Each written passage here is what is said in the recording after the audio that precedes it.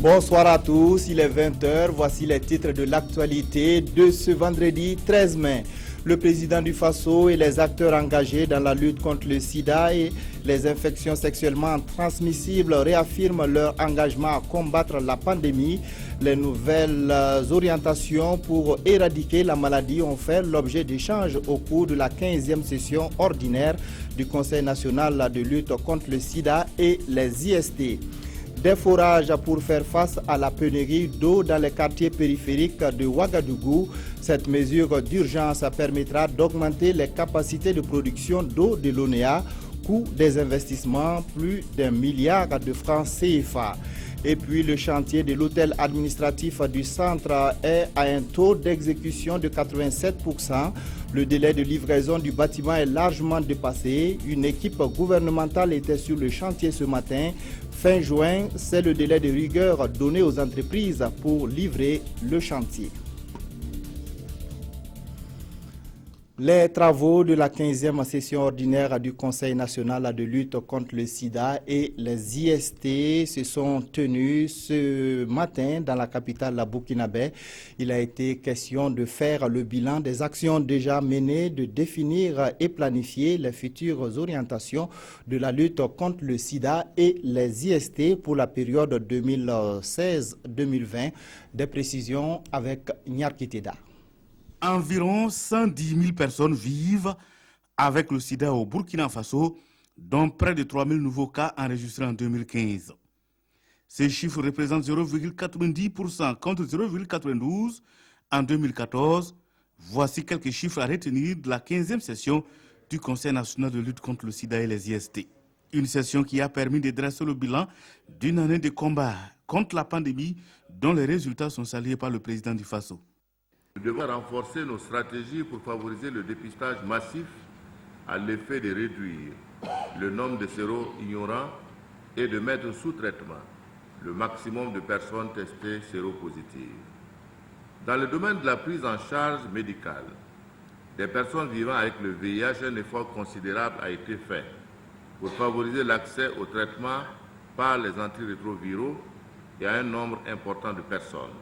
Néanmoins, nous devons accélérer la décentralisation et la délégation des tâches, ainsi que le passage à l'échelle du nombre de formations sanitaires offrant ces différents services. L'environnement le recommande avec le développement de nouvelles pratiques, telles le travail du sexe développé par des jeunes filles, la pratique de l'homosexualité par des jeunes gens et la recrudescence des grossesses précoces en milieu scolaire comme en milieu non scolaire. Une disposition qui exige du Conseil national de nouvelles stratégies, d'où l'adoption d'un outil, le cadre stratégie de lutte contre le sida 2016-2020. Il permettra de mobiliser 116 milliards de francs CFA et repose ses actions sur 3 axes essentiels. C'est d'abord le premier, c'est sur la prévention, le deuxième, c'est sur le traitement et les soins, et le troisième, c'est sur la gouvernance. L'ONU-SIDA s'est fixé comme objectif de mettre fin à l'épidémie du sida d'ici à 2030. Et le Burkina Faso s'est engagé à être au rendez-vous de cette échéance, dira le président Roch-Marc Christian Kaboré. Pour les partenaires techniques et financiers, le Burkina Faso est un modèle et se dit prêt à l'accompagner pour l'atteinte de cet ambitieux objectif. Le Premier ministre a reçu au cours de la journée le responsable de la défense et de la sécurité de l'Union européenne. L'Union européenne qui souhaite appuyer le Burkina Faso pour faire face à la menace sécuritaire. Paul Kabatieba a également eu une séance de travail avec l'ambassadeur de la Chine, Taïwan, au Burkina Faso. Le Premier ministre prépare un voyage à Taïwan où il doit prendre part à la cérémonie d'investiture de la nouvelle présidente. Le point avec Alidou Badini et Sibidi Issa Lankwande. Le Premier ministre Paul Kabatieba se rend à partir de ce lundi à Taïwan. Il y prendra part le 20 mai à la cérémonie d'investiture de la nouvelle présidente élue sur invitation des autorités chinoises. La visite de l'ambassadeur Chen Cheng-Hong à la primature a eu pour but essentiel l'examen du programme de séjour de la délégation burkinabé. Visiter la délégation et le Premier ministre, c'est une construction chez nous, comme certaines sociétés d'énergie solaire, notre parc scientifique, et visiter aussi certaines entreprises de construction qui ont la volonté de s'installer au Burkina Faso. Le Premier ministre mettra à profit son séjour pour parler également de coopération bilatérale entre les deux États. De coopération, il en a également été question au cours de l'entrevue entre Paul Kabateba et le responsable de la politique de défense et de sécurité de l'Union européenne. Pedro Serrano veut examiner avec les autorités burkinabées les possibilités et les modalités de coopération en matière de sécurité, notamment dans le cadre du G5 Sahel. Nous avons des opérations en cours en appui notamment au Mali et au Niger. Nous voulons voir si les formations que nous offrons, les capacités de conseil que nous avons à partir de ces missions à Niamey et à Bamako peuvent aussi être utiles au Burkina Faso. Les deux espaces font face à la menace commune qu'est le terrorisme et il importe de fédérer les énergies pour lutter efficacement contre ce fléau. Et l'Union européenne se dit prête à appuyer le G5 Sahel dans ce sens. Les remerciements de l'Assemblée nationale au Mogo-Naba, une délégation de la représentation nationale conduite par son président Salif Diallo, s'est rendue ce matin au palais de Sa Majesté. Objectif de la visite, dire merci au Mogo-Naba pour sa contribution à la paix et à la cohésion sociale au Burkina Faso. Amado Ilgoudo, Nathalie Savadogo. Le président de l'Assemblée nationale et 3 de ses vice-présidents ont traduit la reconnaissance des élus nationaux au Mogo-Naba Bango pour sa contribution au maintien de la paix et la cohésion sociale au Burkina Faso. Aujourd'hui, nous sommes satisfaits d'avoir accompli cette tâche qui était incompressible à notre niveau. Donc le Mogo-Naba nous a prodigué des conseils, et surtout dans le vote des lois en faveur du peuple, et surtout en faveur de la paix sociale et de lutter contre l'incivisme qu'il perçoit dans notre pays aujourd'hui. Nous voudrons ici saluer le rôle de tous les responsables coutumiers à travers le pays qui font toujours montre d'accompagnement et de soutien à la paix et au progrès dans notre pays. L'empereur des Mossé s'inquiète des proportions que prend l'incivisme au pays des hommes intègres. Il a donc demandé aux élus de redoubler d'efforts dans la lutte contre ce fléau. Nous avons des lois assez claires, transparentes, pour le maintien de l'ordre au Burkina Faso. Et nous appelons effectivement le gouvernement à appliquer ces lois dans le respect strict de la volonté populaire qui se manifeste à travers la loi. Donc nous sommes vraiment sensibles à cette question. Et s'il y a lieu de légiférer à nouveau pour renforcer le maintien de la paix et de la culture du civisme, nous allons y procéder. Le président de l'Assemblée nationale a remis à son hôte du jour une affiche présentant tous les députés en images. Salif Diallo et sa délégation n'étaient pas les seuls visiteurs du jour chez le Mogo-Naba. Les élèves de l'école Wenkouni du secteur 27 de Ouagadougou y étaient aussi. L'État s'acquitte de ses obligations vis-à-vis des partis politiques. 85 partis et formations politiques ont reçu leur part de la subvention de l'État. Le montant global des fonds mis à disposition des partis s'élève à 480 millions de francs CFA. La remise des chèques avec Paul David Bambara et Yolande Lompo. La seconde tranche au titre de la subvention publique aux activités de la campagne électorale est enfin disponible. Selon Simon Compaoré, le retard accusé est dû au fait que le rapport de la CENI n'a pas été fourni à temps. Ce rapport permet d'appliquer le cas échéant la sanction financière aux partis et regroupements de partis politiques qui n'auraient pas respecté le quota de 30% de l'un ou l'autre sexe imposé par l'article 3. La somme totale à répartir entre les 85 partis et formations politiques se chiffre à environ 481 millions de francs CFA. La remise de ces chèques devrait leur permettre de proposer aux populations des bases d'une gouvernance de proximité. La subvention pendant campagne concerne 2 volets. Il s'agit d'abord du financement des activités de campagne électorale des candidats aux élections. Le second volet du financement concerne la prise en charge des délégués des partis politiques. Cette seconde tranche porte à plus de 900 millions la somme totale allouée pour ces élections municipales de 2016. Et en retour, les partis et regroupements d'indépendants devront prendre toutes les dispositions pour rendre compte. Le Conseil supérieur de la communication veut s'assurer que les médias jouent pleinement leur rôle en cette période de campagne électorale. La présidente de l'institution a effectué une tournée dans la ville de Bobo-Dioulasso pour voir comment les médias assurent la couverture médiatique de la campagne pour les élections locales du 22 mai prochain. Des précisions avec Betty Dienaon et Carole Tougouma. Le Conseil supérieur de la communication CSC prend le pouls de la couverture médiatique de la campagne municipale. Comme la radio de l'Alliance chrétienne, Omega FM, LPC, SMTV et la RTB de Haut-Bassin ont également reçu la présidente du CSC et sa délégation. Une manière pour cette instance de régulation de toucher du doigt les réalités du terrain. Nous avons entrepris cette tournée pour voir comment les médias de proximité s'impliquent dans cette campagne-là.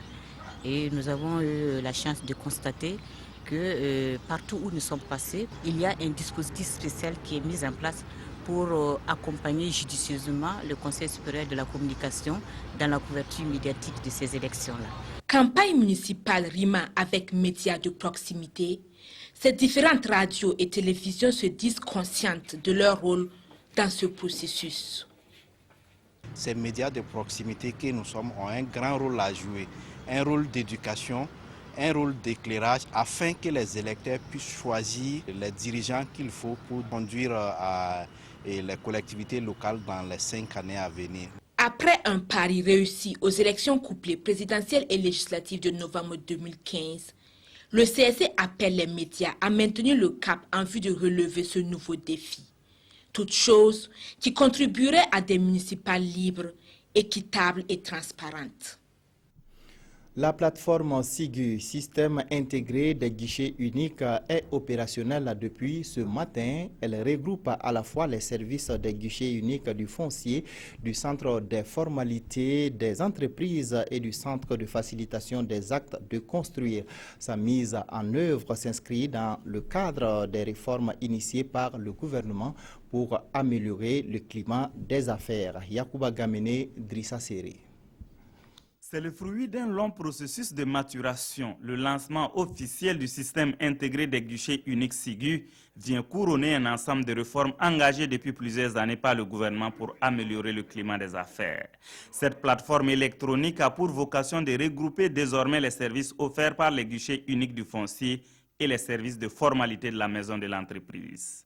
Le SIGU est né en fait surtout des observations et des critiques des usagers, à savoir qu'il y a une lenteur au niveau des procédures aujourd'hui pour l'obtention des documents en matière foncière, en matière de création des entreprises. Deuxième élément, que les coûts sont élevés. Et troisième élément, comment pouvoir gérer et dématérialiser tout ce qu'on a comme historique, le patrimoine foncier que nous avons au Burkina Faso en matière foncière et en matière de RCCM dans ce pays. De la délivrance des documents fonciers aux actes de construire, en passant par la création des entreprises, la plateforme SIGU devrait permettre d'obtenir les 10 documents dans les meilleurs délais et à des coûts réduits. Des avantages dont le gouvernement se félicite. En mettant en place effectivement ce système, cela permet très rapidement que d'abord toutes les informations soient recensées au niveau d'une base de données, que ceux-là qui veulent un certain nombre de services au niveau de l'administration, que les services soient rendus en temps et en heure. Et au-delà de tout cela, cela permet finalement d'améliorer les performances de l'administration de façon générale. Au-delà des services rendus aux usagers, pour les acteurs, le SIGU contribuera à améliorer le rang du Burkina dans le classement Doing Business. À la faveur de cette cérémonie de lancement, le ministre de l'Économie et des Finances a décerné une distinction à ICF, un partenaire technique et financier qui a toujours accompagné le gouvernement dans la réalisation de ces grandes réformes. 87%, c'est le taux d'exécution globale de l'hôtel administratif du centre. Le bâtiment en chantier a été visité aujourd'hui par une équipe gouvernementale conduite par le ministre de l'économie, des finances et du développement. Les travaux devraient s'achever depuis 2 ans. Rosine Koulibaly Sori a donné aux entreprises la date de fin juin comme délai de rigueur pour livrer l'infrastructure. Souleymane Sanou, Ismaël Dilouban, Sirima. Une énième visite gouvernementale sur le chantier de l'hôtel administratif du centre. La délégation du gouvernement a fait le tour des bâtiments dont les taux d'exécution sont estimés à environ 87%. Les travaux du réseau d'électricité, de climatisation et d'informatique sont ceux qui accusent le plus grand retard.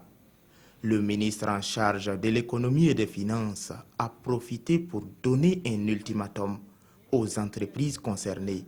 Des travaux qui devaient être rendus depuis 2 ans, après des visites, de moult réunions, des reports, etc., nous sommes encore en train de négocier encore un délai.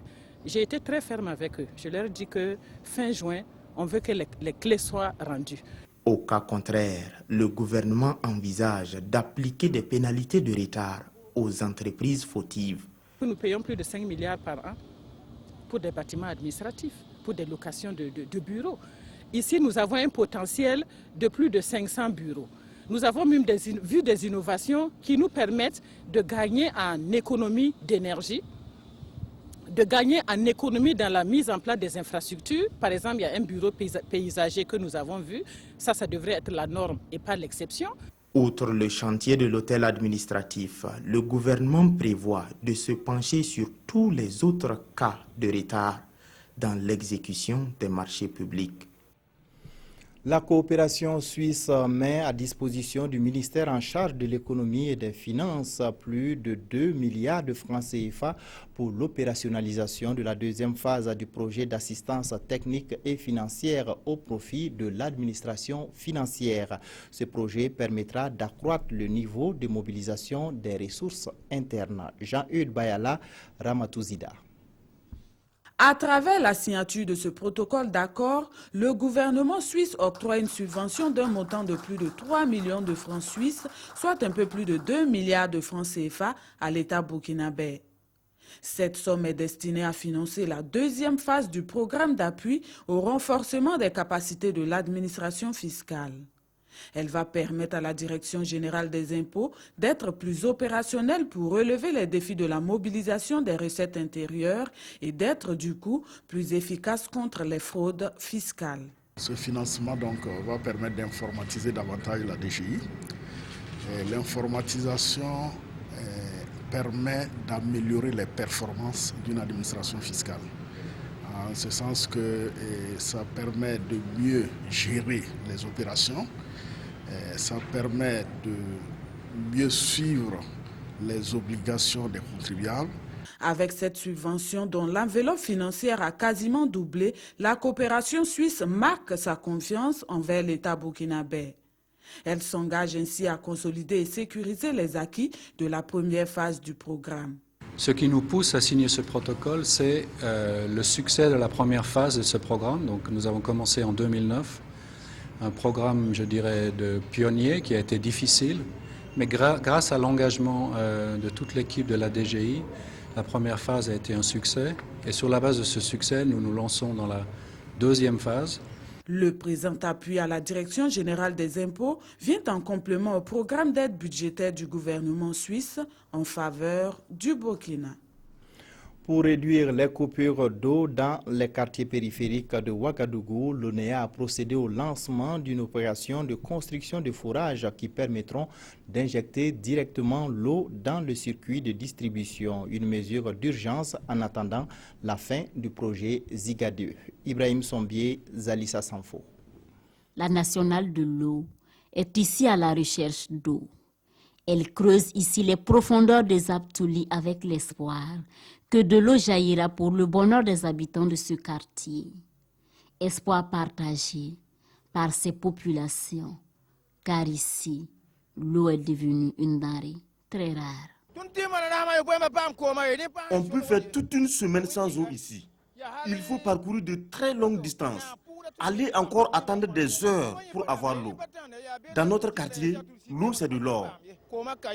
Des initiatives pour pallier le déficit d'eau à Ouagadougou, l'ONEA en trouve pêle-mêle. Il y a maintenant la réalisation des postes d'injection d'eau. Alors, ces ouvrages visent à injecter directement l'eau dans le réseau, surtout dans les zones difficiles. Et c'est ça que vous avez visité ce matin. Et il y en a 2 à Nagré, comme nous venons de visiter. Il y en a 2 à Bassenko et il y en a un à Yakma. Et je crois que nous devons porter ce nombre à 10. Toutes ces initiatives vont coûter plus d'1 milliard de francs CFA. À terme, elles ne résoudront pas définitivement le problème de coupure d'eau à Ouagadougou, mais elles auront le mérite de les réduire. L'heure est à la préparation de la campagne agricole 2016 à 2017 au ministère en charge de l'agriculture. Les cadres du département se sont réunis à Kaya pour échanger sur la question des actions, notamment l'accompagnement technique des producteurs et la mise à leur disposition d'intrants et de matériel agricole sont en vue. Mathias Drabo, Oumoussissé. Pour la campagne agricole écoulée, la production céréalière s'élève à plus de 4 millions de tonnes. Malgré cette performance des producteurs burkinabés, 43% des ménages n'arrivent pas à couvrir leurs besoins alimentaires en céréales sur la base de leur propre production selon le ministère en charge de l'agriculture. Et pour la campagne 2016-2017, il promet un accompagnement conséquent aux producteurs. On va leur donner des intrants de qualité. Les intrants supposent la semence améliorée. Il y a aussi les engrais, NPK et l'urée, mais aussi dans la mécanisation, nous avons prévu de les accompagner avec 11 000 charrues et accessoires. Il y a aussi les animaux de trait qui permettent aussi de faire les labours. Cet appui, selon le ministre de l'Agriculture, va améliorer de manière significative la sécurité alimentaire et nutritionnelle au Burkina Faso. À cette rencontre, les acteurs vont réfléchir sur les opportunités d'emploi pour les jeunes et les femmes dans le secteur agricole.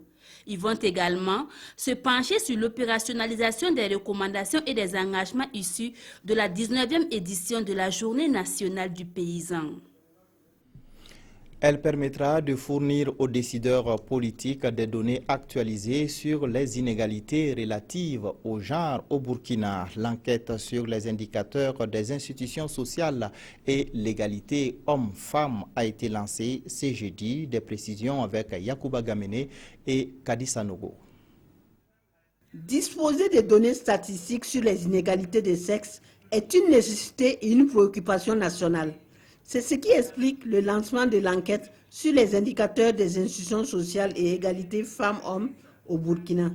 L'objectif visé par ce projet est de disposer de données factuelles relatives aux inégalités de genre afin d'éliminer les causes profondes des disparités femmes-hommes. Comme vous le savez, ce domaine étant un domaine essentiellement social, c'est-à-dire que les données quantitatives seules ne suffisent pas. Il faut réaliser une analyse des questions vraiment de société qui feront l'objet de cette enquête afin de permettre vraiment la prise en compte effective de toutes les couches sociales, en particulier donc l'égalité homme-femme au Burkina Faso. Ce projet est le fruit du partenariat entre le ministère de la Femme, l'Organisation de la coopération et du développement économique, l'Institut national de la statistique et de la démographie et la coopération autrichienne. La coopération autrichienne apporte un appui financier à ce projet qui nous tient beaucoup à cœur. Le genre, c'est déjà de façon transversale un important sujet pour toutes nos interventions, mais pour pouvoir encore mieux prendre en compte cet aspect qui concerne les égalités ou établir mieux une égalité entre les sexes. Le projet permettra d'établir une analyse factuelle et quantitative mesurant l'impact des institutions sociales discriminatoires sur l'égalité entre les sexes au Burkina. L'association des jeunes pour la promotion de l'aviation au Burkina organise depuis hier une caravane dénommée l'Avion Ma Passion. Le but est de permettre au grand public de découvrir l'avion et les métiers de l'aviation. Isiaka Ouedraogo, Estelle Judith Asokba. Passagers à bord de cet aéronef, embarquement pour la découverte de la ville de Ouagadougou, vue aérienne. L'angoisse et la peur se lient aussitôt sur des visages. Une trentaine de minutes plus tard, nos passagers du jour sont de retour. Ainsi, l'avion n'est plus un mythe pour eux. J'avais très peur au début, mais à la fin, je n'ai pas eu peur. Il y avait des gens qui étaient minuscules. J'ai ressenti beaucoup de sensations et j'étais vraiment abasourdi pendant le vol. C'était très intéressant. Lors du vol, il y a eu un côté touristique et voir Ouagadougou de haut, je vous dis que c'est vraiment super. Ce vol d'initiation marque ainsi le lancement officiel de la caravane L'Avion Ma Passion. C'est une caravane de découverte de l'avion et des différents métiers de l'aviation qui cible principalement les élèves et étudiants. L'innovation pour cette édition, c'est que c'est ouvert à toute la population. L'année passée, c'était juste les élèves et étudiants de Ouagadougou, mais cette année, c'est ouvert à tout le monde, élèves et étudiants particuliers, et pas seulement de Ouagadougou, de toutes les villes du Burkina. Cette caravane va s'étaler sur 3 mois. Elle a pour objectif de susciter des vocations dans les différents métiers de l'aviation et de contribuer à la formation et à l'ouverture d'esprit des populations sur l'aviation. La présente édition a connu la participation de plus de 500 personnes. Les inscriptions se poursuivent à l'Agence nationale de l'aviation civile et toute personne désireuse d'effectuer un vol découverte doit débourser 22 500 francs CFA. Le 10 mai dernier, l'assistant de police stagiaire Rasmane Doussongou, au cours d'une mission de régulation de la circulation, avait été heurté violemment par un usager de la route qui n'a pas marqué l'arrêt au feu rouge. Le policier a succombé à ses blessures à l'hôpital Blaise Compaoré ce vendredi 13 mai 2016. Il repose désormais au cimetière Sandogo. Il laisse derrière lui une femme et un garçon de 3 ans. À l'étranger, la marine italienne a sauvé en 2 jours près d'1 millier de migrants qui tentent de regagner l'Europe. À bord de ce navire, des gardes-côtes italiens, 340 migrants et réfugiés viennent d'arriver en Sicile. Hier déjà, près de 800 personnes ont été secourues en mer Méditerranée alors qu'elles tentaient de rejoindre l'Europe sur des embarcations en difficulté. Parmi eux, principalement des Somaliens, des Égyptiens, des Soudanais, alors que les autorités italiennes pensaient assister à une arrivée massive de Syriens et d'Irakiens. En effet, depuis la fermeture de la route des Balkans et depuis l'accord entre l'UE et la Turquie qui a mis un coup d'arrêt au flux migratoire massif passant par la Grèce, la Méditerranée pourrait être le dernier espoir des Syriens et des Irakiens. L'Italie craint donc désormais de voir arriver de plus en plus de migrants. Les gardes-côtes vont certainement devoir multiplier les opérations de sauvetage en mer. Hier, c'est une femme enceinte de 9 mois qui a dû être évacuée en humanitaire qui l'avait secourue pour rejoindre une maternité en Sicile. Le saccage des installations de la CCI de Béguédou, les affrontements entre militants des partis politiques à l'arrondissement 7 de Ouagadougou et les pénuries d'eau à Ouagadougou sont les principaux sujets à lire dans les quotidiens. La revue de presse, c'est avec Aimé Solange Guigma. Il y a de sérieuses menaces sur le processus électoral en cours dans le cadre des élections municipales du 22 mai 2016, avise Notre Temps au regard des derniers événements survenus hier dans la commune rurale de Begdo et dans l'arrondissement 7 de Ouagadougou, sans occulter ceux de Zogoré, de Tangendasouri, de Bouroum, de Boussou, pour ne citer que ces communes-là qui, selon le journal, courent le risque d'être mises sur le bas-côté du processus. Pour revenir aux derniers événements à Begdo, aujourd'hui au Faso nous apprend que des manifestants saccagent la CCI. Ces derniers reprocheraient au démembrement de la CENI d'avoir écarté plusieurs centaines d'électeurs potentiels à cette élection. À l'arrondissement 7 de Ouagadougou, c'est le siège de la NAFA qui a été attaqué par des militants du MPP au passage de leur caravane devant le siège du parti, indique l'observateur Palga. La version des protagonistes à lire dans le journal Le Quotidien. Ce comportement antidémocratique, rapporte le pays, a été dénoncé avec la dernière énergie par l'opposition politique qui demande d'ailleurs que les premiers responsables du MPP prennent des mesures pour arrêter cette attitude d'intimidation. Face à l'incivisme et aux violences, l'État doit montrer à tous qu'il est fort, c'est le point de vue de Yiteka dans le journal Le Soir. Également à la une des journaux du jour, la question de la pénurie d'eau à Ouagadougou. À ce sujet, le pays nous invite à lire le calvaire des femmes des quartiers périphériques. Pendant ce temps, l'observateur Palga explique les raisons de cette disette d'eau constatée dans la capitale. Quant à notre temps, il annonce à propos des factures d'eau que les pénalités sont suspendues pour les mois d'avril et de mai 2016. C'est la fin de cette édition. Merci de votre fidélité. Restez en compagnie de nos programmes.